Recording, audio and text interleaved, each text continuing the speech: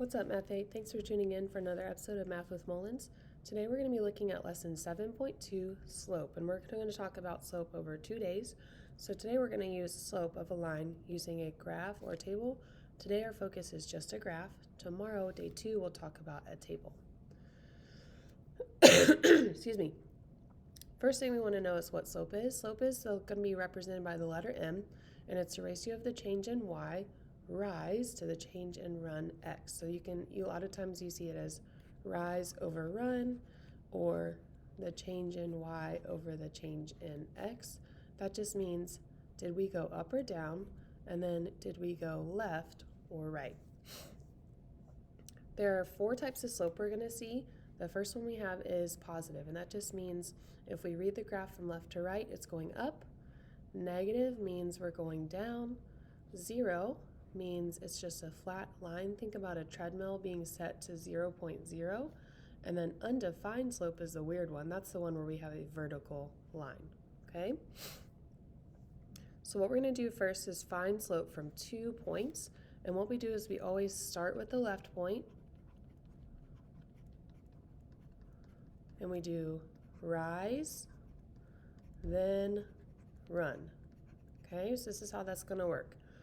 Here's my left point in the first one, so I'm going to count my rise. 1, 2, 3, 4, 5, 6, 7.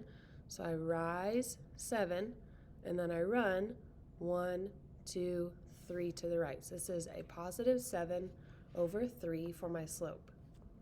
The next one I have, here I am, starting with my left point, but now my rise is going down. So this will be a negative slope.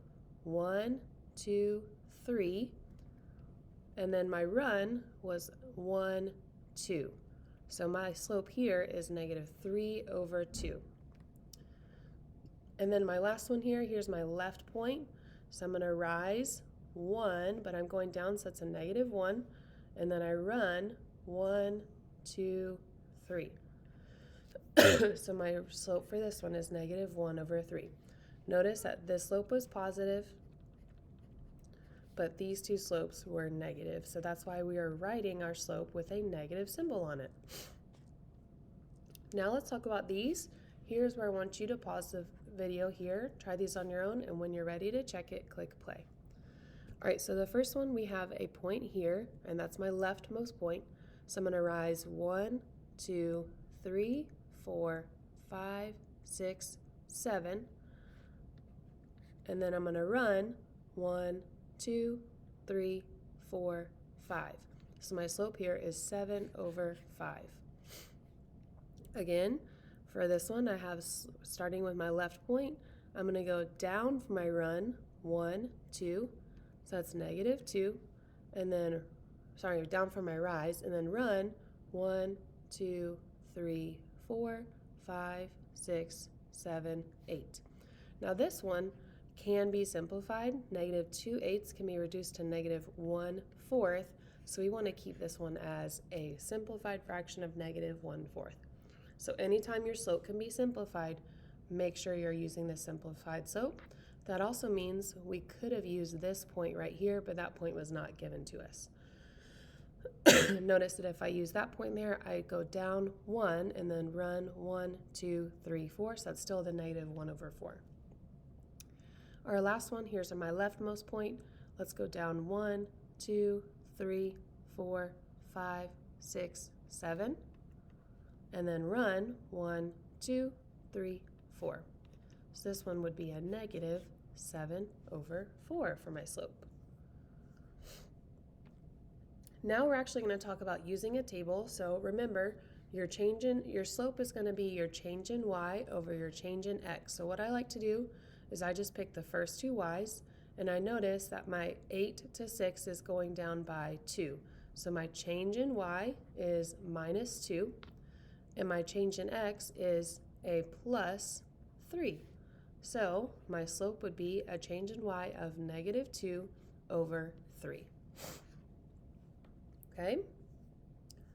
Let's see if you can try this one. Go ahead and pause the video here.